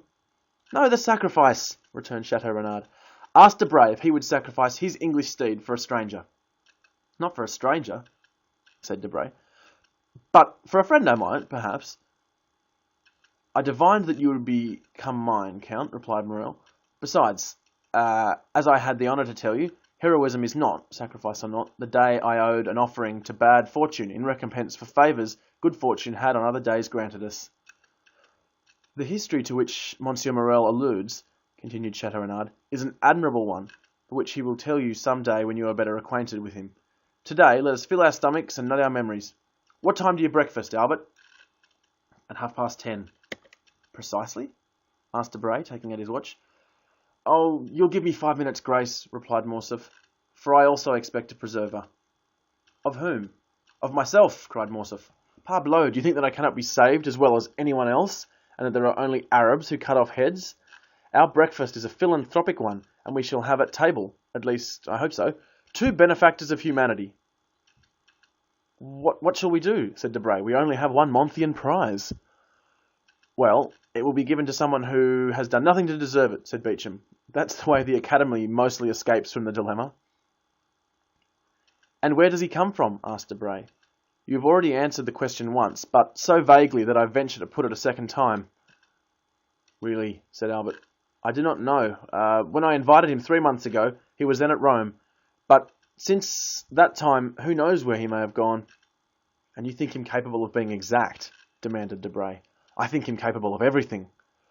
Well, with the 5 minutes' grace, we only have 10 left. I will profit by them to tell you something about my guest. I beg pardon, interrupted Beauchamp, but are there any materials for an article which you're going to tell us? Yes, and for a most curious one. Go on, then, for I see that I'm not going to make it to the chamber this morning. I must make up for it. I was at Rome last carnival. We know that, said Beauchamp. Yes, but what you do not know is that I was carried off by bandits. There are no bandits, cried Debray. Yes, there are, and most hideous, or rather, most admirable ones. I found them ugly enough to frighten me. Come, my dear Albert, said Debray, confess that your cook is behindhand, that the oysters haven't arrived from Ostend or Marinus, and that, like Madame de Mountbatten, you are going to replace the dish by a story. So say at once, we are sufficiently well bred to excuse you, and to listen to your history, fabulous as it promises to be. And I say to you, fabulous as it may seem, that I tell a true one from beginning to end, the brigands that carried me off and conducted me to a gloomy spot, called the Catacombs of Saint Sebastian. I know it, said Chateau Renard. I narrowly escaped catching a fever there. And I did more than that, replied Morcerf, for I caught one. I was informed that I was prisoner until I paid the sum of 4,000 Roman crowns, about 24,000 francs. Unfortunately, I had not above 1,500. I was at the end of my journey and of my credit. I wrote to France, and were he here, he would confirm every word. I wrote then to France that if he did not come with 4,000 crowns before 6, at 10 minutes past, I should have gone to join the blessed saints and glorious martyrs in whom the company I had the honour of being, and Signor Luigi Vampa, such was the name of the chief of these bandits, would have scrupulously kept his word. But Franz did come with the 4,000 crowns, said Chateau Renard. A man whose name is Franz de Epinay or Albert de Morcerf has not much difficulty in procuring them. No, he arrived accompanied simply by the guest I am going to present to you. Ah, this gentleman is a Hercules killing Cacus, a Perseus freeing Andromeda. No, he is a man about my own size. Armed to the teeth? He had not even a knitting needle, but he paid your ransom. He said 2 words to the chief, and I was free. And they apologised to him for having carried you off, said Beauchamp. Just so. Why, he is a second Ariosto. No, his name is the Count of Monte Cristo. There is no Count of Monte Cristo, said Debray. I don't think so, said Chateau Renard, with the air of a man who knows the whole of the European nobility perfectly. Does anyone know anything of a Count of Monte Cristo? He comes possibly from the Holy Land, and one of his ancestors possessed Calvary, as the Montmartres did the Dead Sea. I think I can assist your researchers, said Maximilian. Monte Cristo is a little island I've often heard spoke of by the old sailors my father employed. A grain of sand in the centre of the Mediterranean, an atom in the infinite. Precisely, cried Albert. Well, he whom I spoke is the lord and master of this grain of sand, of this atom. He has purchased the title of Count somewhere in Tuscany. He's rich, then? I believe so, but that ought to be visible. That's what deceives you, Debray. I don't understand you. Have you read the Arabian Nights? What a question. Well, do you know if the person you see there are rich or poor, if their sacks of wheat are not rubies or diamonds? They seem like poor fishermen, and then suddenly they open some mysterious cavern filled with the wealth of the Indies. Which means that my Count of Monte Cristo is one of those fishermen. He even had a name taken from the book, since he calls himself Sinbad the Sailor, and has a cave filled with gold. And you've seen this cavern, Morcerf? Asked Beauchamp. No, but Franz has. For heaven's sake, not a word of this before him. Franz went in with his eyes blindfolded, and was waited on by mutes, and by women whom Cleopatra was a painted strumpet. Only he is not quite sure about the women, for they did not come in until after he had taken hashish, so what he took for a woman might simply have been a row of statues. The two young men looked at Morcerf as if to say, Are you mad, or are you laughing at us? And I also, added Morel thoughtfully, have heard something like this from an old sailor named Penelon. Ah, cried Albert, it is very lucky that Monsieur Morel has come to aid me. You are vexed, are you not, that he has thus given a clue to the labyrinth? My dear Albert, said Debray, what you tell us is extraordinary. Ah, because your ambassadors and your consuls do not tell you of them. They have no time. They are too much taken up with interfering in the affairs of their countrymen who travel. Now you get angry and attack our poor agents. How will you have them protect you? The Chamber cuts down their salaries every day, so that they now have scarcely any. Will you be Ambassador Albert? Will I send you to Constantinople? No, lest the first demonstration I make in favour of Mehmet Ali, the Sultan, send me the bowstring, and make my secretary strangle me. You say very true, responded Debray. Yes, said Albert, but this has nothing to do with the existence of the Count of Monte Cristo. Pardieu, everyone exists. Doubtless, but not in the same way. Everyone has not black slaves, a princely retinue, an arsenal of weapons that would do credit to an Arabian fortress, horses that cost 6,000 francs apiece, and a Greek mistress. Have you seen the Greek mistress? I have both seen her and heard her. I saw her at the theatre, and heard her one morning when I breakfasted with the Count. He eats then? Yes, but so little it can hardly be called eating. He must be a vampire. Laugh, if you will. The Countess G., who knew Lord Ruthven, declared that the Count was a vampire. Ah, capital, said Beauchamp. For a man not connected with newspapers, he is the pendant of the famous sea serpent of the Constitutional. Wild eyes, the irises of which contracts or dilates at pleasure, said Debray.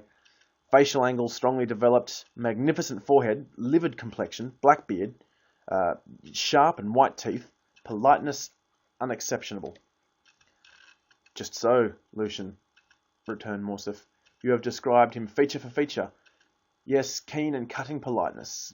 This man has often made me shudder, and one day that we were viewing an execution, I thought I should faint, more from the cold and calm manner in which he spoke of every description of torture, than from the sight of the executioner and the culprit.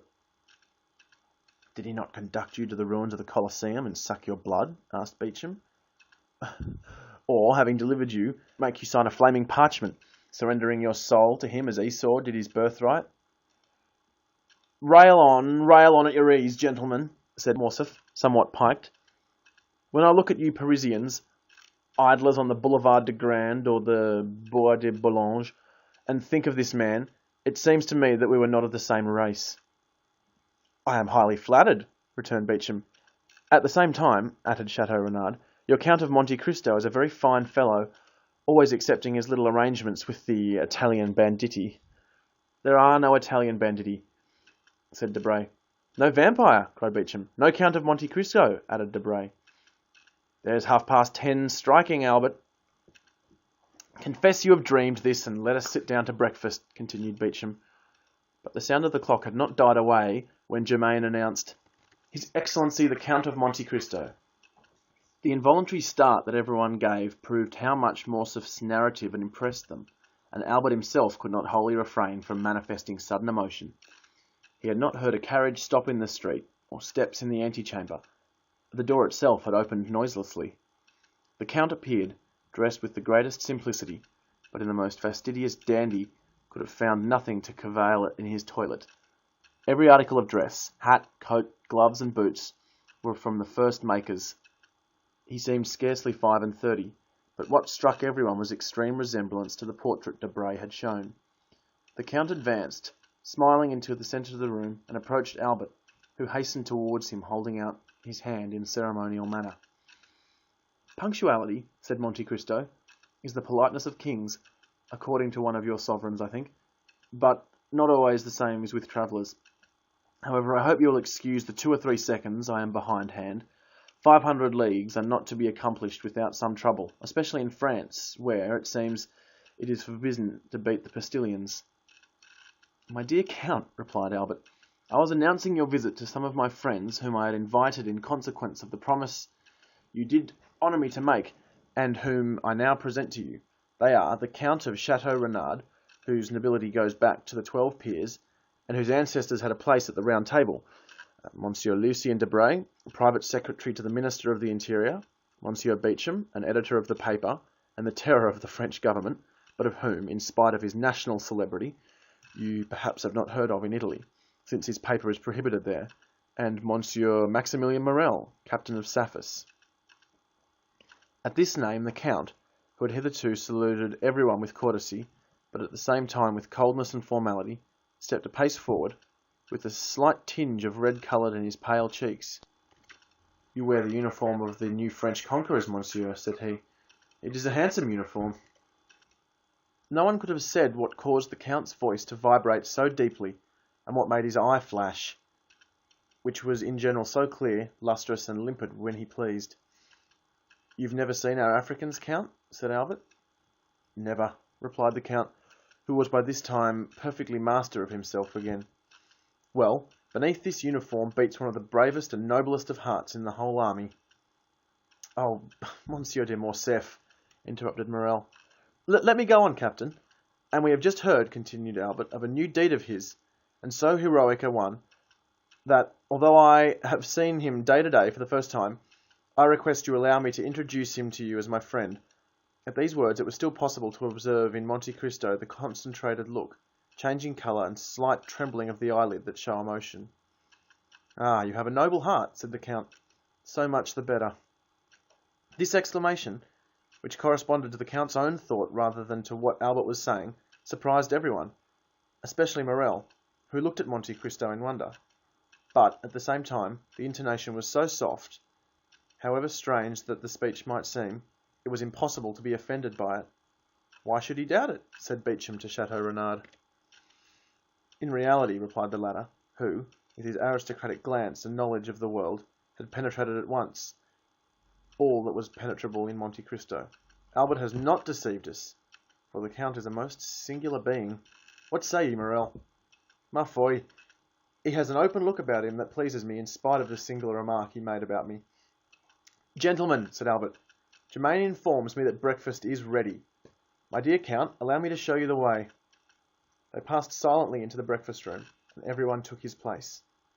"Gentlemen," said the Count, seating himself, "permit me to make a confession which must form my excuse for any improprieties I may commit. I am a stranger, and a stranger to such a degree that this is the first time I have ever been at Paris. The French way of living is utterly unknown to me, and up to the present time I have followed the Eastern customs, which are entirely in contrast to the Parisian. I beg you, therefore, to excuse me if you find anything in me too Turkish, too Italian, or too Arabian. Now, let us breakfast." With what an air he says all this, muttered Beauchamp. Decidedly, he's a great man. A great man in his own country, added Debray. A great man in every country, said Chateau Renard. The Count was, it may be remembered, a most temperate guest. Albert remarked this, expressing his fears lest, at the outset, the Parisian mode of life should somehow displease the traveller in the most essential point. My dear Count, said he, I fear one thing, and that is that the fare of the Rue de Helder is not much to your taste as that of the Piazza di Spagni. I ought to have consulted you on the point, and have some dishes prepared expressly. Did you know me better, replied the Count, smiling, you would not have given one thought to such a thing for a traveller like myself, who has successfully lived on macaroni at Naples, polenta in Milan, olla parida in Valencia, pilau at Constantinople, carrack in India, and swallows' nests in China. I eat everywhere, and of everything I only eat but a little, and today, that you reproach me with my want of appetite, is my day of appetite, for I have not eaten a thing since yesterday morning. What? Cried all the guests. You've not eaten for 24 hours. No, replied the Count. I was forced to go out of my road to obtain some information near Nimes, so that I was somewhat late, therefore I did not choose to stop. And you ate in your carriage? Asked Morcerf. No, I slept, as I generally do when I am weary without having the courage to amuse myself, or when I am hungry without feeling inclined to eat. But you can sleep when you please, monsieur, said Morrel. Yes. You have a recipe for it? An infallible one. That would be invaluable to us in Africa, who have not always any food to eat and rarely anything to drink. Yes, said Monte Cristo, but unfortunately, a recipe excellent for a man like myself would be very dangerous when applied to an army, which might not awake when it was needed. May we inquire what is in this recipe? Asked Debray. Oh yes, returned Monte Cristo. I make no secret of it. It's a mixture of excellent opium, which I fetched myself from Canton in order to have it pure, and the best hashish which grows in the east, that is, between the Tigris and the Euphrates. These two ingredients are mixed in equal portions and formed into pills.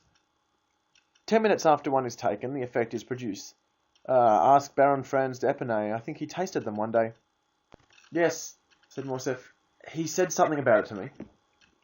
But, said Beauchamp, who, as become a journalist, was very incredulous, you always carry this drug about you? Always. Would it be an indiscretion to ask to see these precious pills? Continued Beauchamp, hoping to take him at a disadvantage. No, monsieur, replied the Count, and he drew from his pocket a marvellous casket, formed of a single emerald and closed by a golden lid which unscrewed and gave passage to a small greenish-coloured pellet the size of a pea. The ball had an acrid and penetrating odour. There were 4 or 5 more in the emerald, which would contain about a dozen. The casket was passed around the table, but it was more to examine the admirable emerald than to see the pills that it passed from hand to hand. And it's your cook who prepares these pills? Oh, no, monsieur, replied Monte Cristo. I do not thus betray my enjoyments to the vulgar. I am a tolerable chemist, and prepare the pills myself. This is a magnificent emerald, and the largest I have ever seen, said Chateau Renard, although my mother has some fairly remarkable family jewels. I had 3 similar ones, returned Monte Cristo. I gave one to the Sultan, who mounted it in his sabre, another to our Holy Father, the Pope, who had it set in his tiara, opposite one nearly as large, though not so fine, given by the Emperor Napoleon to his predecessor, Pius VII. I kept the 3rd for myself, and had it hollowed out, which reduced its value, but rendered it more commodious for the purpose I intended. Everyone looked at Monte Cristo with astonishment. He spoke with such simplicity that it was evident that he spoke the truth, or that he was mad. However, the sight of the emerald made them naturally inclined to the former belief. And what did these 2 sovereigns give you in exchange for these magnificent presents? Asked Debray. The Sultan, the liberty of a woman, replied the Count. The Pope, the life of a man, so that once in my life I would have been as powerful as if heaven had brought me into the world on the steps of a throne. And it was Peppino that you saved, was it not? Cried Morcerf. For it was him that you obtained a pardon. Perhaps, returned the Count, smiling. My dear Count, you have no idea what pleasure it gives me to hear you speak thus, said Morcerf. I had announced to you beforehand, to my friends, an encounter of the Arabian Nights, a wizard of the Middle Ages, but the Parisians are so subtle in paradoxes that they mistake for caprices the imagination of the most incontestable truths, when the truths do not form a part of their daily existence. For example, here is Debray who reads, and Beauchamp who prints every day. A member of the Jockey Club has been stopped and robbed on the boulevard. 4 persons have been assassinated in the Rue Saint-Denis, or the Faubourg Saint-Germain. 10, 15, or 20 30s have been arrested in the Café de Boulevard de Temple, or in the Thermes de Julien. Yet these same men deny the existence of the bandits in the Maremma, the Campagna di Romana, or the Pontine Marshes. Tell them yourself that I was taken by bandits, and that without your generous intercession I would have now been sleeping in the catacombs of Saint Sebastian instead of receiving them in my humble abode in the Rue de Helleur. Ah, said Monte Cristo, you promised me never to mention that circumstance. It was not I who made that promise, cried Morcerf. It must have been someone else whom you rescued in the same manner, and whom you have forgotten. Pray speak of it, for I shall not only, I trust, relate the little I do know, but also the great deal I do not know. It seems to me, returned the Count, smiling, that you have played a sufficiently important part to know as well as myself what happened. Well, you promise me, if I tell all I know, to relate in your turn all that I do not know? That's but fair, replied Monte Cristo.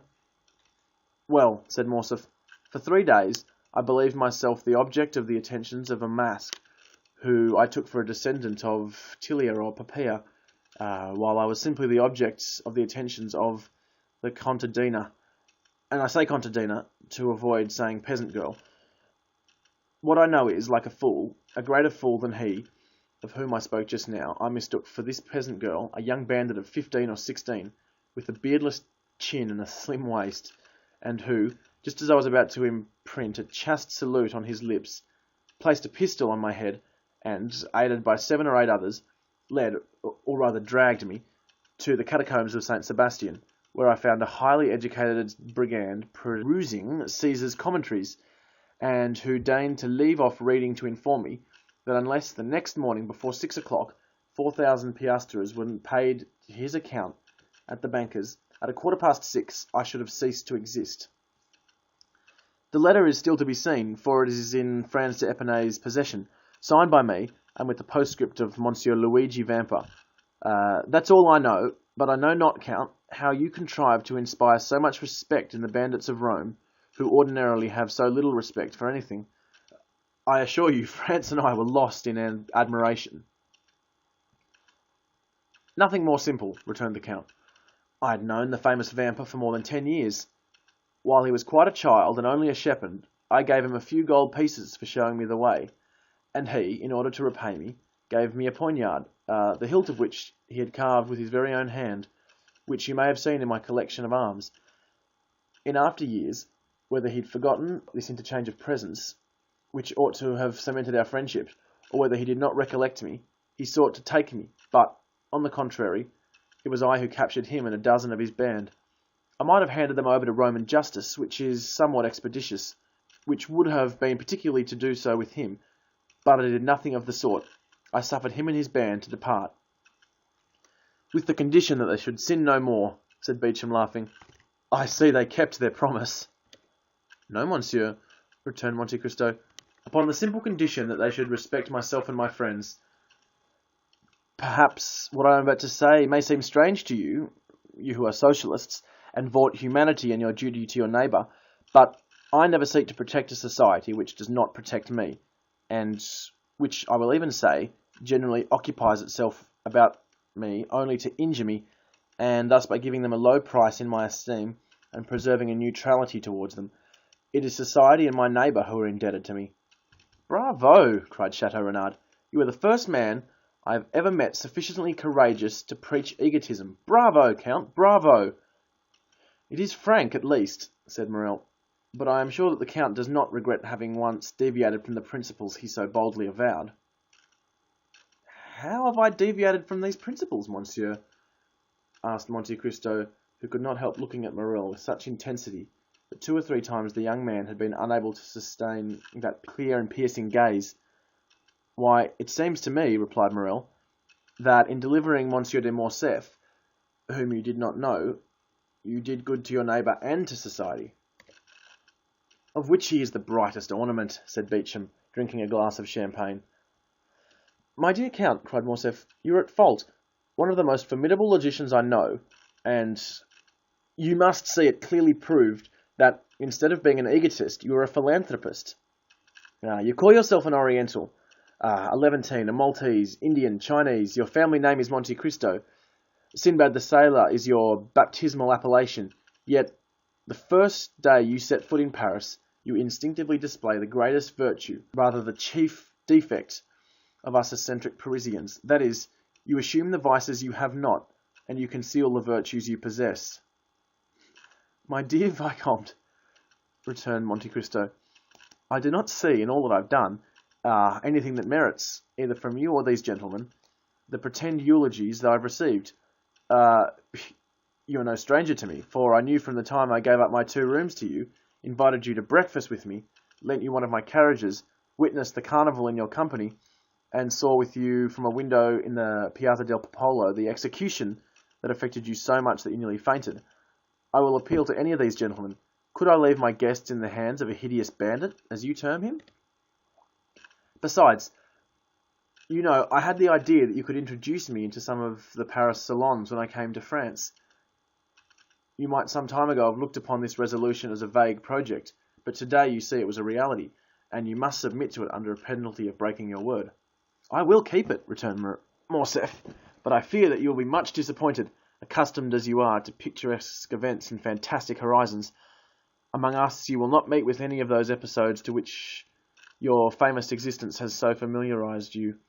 Our Chimborazo is as Montmartre, our Himalaya is Mont Valérien, our great desert is the plain of Grenelle, where they are now boring an artesian well to water the caravans. We have plenty of thieves, though not so many as is said, but the thieves stand more in the dread of policemen than a lord. France is so prosaic, and Paris so civilized a city, that you will not find its 85 departments. I say 85 because I do not include Corsica.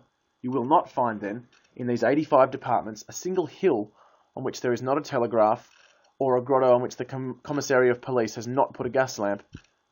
There is but one service I can render you, and for that I place myself entirely at your orders. That is, to present, or to make my friends present you, everywhere. Besides, you have no need of anyone to introduce you. With your name, and your fortune, and your talent," Monte Cristo bowed with a somewhat ironical smile, "you can present yourself everywhere, and be well received. I can be more useful in one way only. If knowledge of Parisian habits, or the means of rendering yourself comfortable, or the bazaars can assist, you may depend on me to find you a fitting dwelling here. I do not dare offer to share in my apartments with you, as I shared with you in Rome. I, who do not profess egotism, yet am an egotist par excellence, for, except myself, these rooms would not hold a shadow more, unless that shadow was feminine." "Ah," said the Count, "that's a most conjugal reservation. I recollect at Rome you said something of projected marriage. May I congratulate you?" "The affair is still in projection." "And he who says 'in projection' means already decided," said Debray. "No," replied Morcerf. "My father is most anxious about it, and I hope, ere long, to introduce you, if not to my wife, at least to my betrothed, Mademoiselle Eugène Danglers." Eugène Danglers," said Monte Cristo. "Tell me, is not her father Baron Danglers?" "Yes," returned Morcerf, "a baron of new creation." "What matter," said Monte Cristo, "if he has rendered the state services which merit this distinction?" "Enormous ones," answered Beauchamp. "Although in reality a liberal, he negotiated a loan of 6 millions for Charles X in 1829, who made him a baron and chevalier of the Legion of Honor, so that he wears the ribbon not, as you would think, in his waistcoat pocket, but at his buttonhole." "Ah," interrupted Morcerf, laughing. Beauchamp, keep that for Corsair or the Chivarali, but spare my future father-in-law before me." Then, turning to Monte Cristo, You just now spoke of his name as if you knew the Baron. I do not know him, returned Monte Cristo, but I shall probably soon make of his acquaintance, for I have a credit opened with him by the house of Richard and Blonce of London, Arstein and Eccles of Vienna, and Thompson and French of Rome. As he pronounced the last two names, the Count glanced at Maximilian Morrel. If the stranger expected to produce an effect on Morrel, he was not mistaken. Maximilian started as if he had been electrified. Thompson and French, said he. Do you know this house, monsieur? They are my bankers in the capital of the Christian world, returned the Count quietly. Can my influence with them be of any service to you? Oh, Count, you could assist me perhaps in researches which have been, up to the present, fruitless. This house in past years did a great service, and has, I know not for what reason, always denied having rendered us this service. Oh, I shall be at your orders, said Monte Cristo, bowing. But, continued Morcerf, apropos of Danglers, we have strangely wandered from the subject. We are speaking of a suitable habitation for the Count of Monte Cristo. Come, gentlemen, let us all propose some place. Where shall we lodge this new guest of ours in the great city? Faubourg Saint-Germain, said Chateau Renard. The Count will find there a charming hotel with a court and garden. Bah, Chateau Renard, returned Debray. You only know your dull and gloomy Faubourg Saint-Germain. Do not pay any attention to him, Count. Live in the Chaussée d'Artine. That's the real centre of Paris. Boulevard de l'Opéra, said Beauchamp. The second floor, a house with a balcony. The Count will have all of his cushions of silver cloth bought there, and as he smokes his shibboleth, see all of Paris pass before him. You have no idea then, Morrel? Asked Chateau Renard. You do not propose anything. Oh yes, replied the young man, smiling. On the contrary, I have one, but I expected the Count to be tempted by one of the brilliant proposals made to him.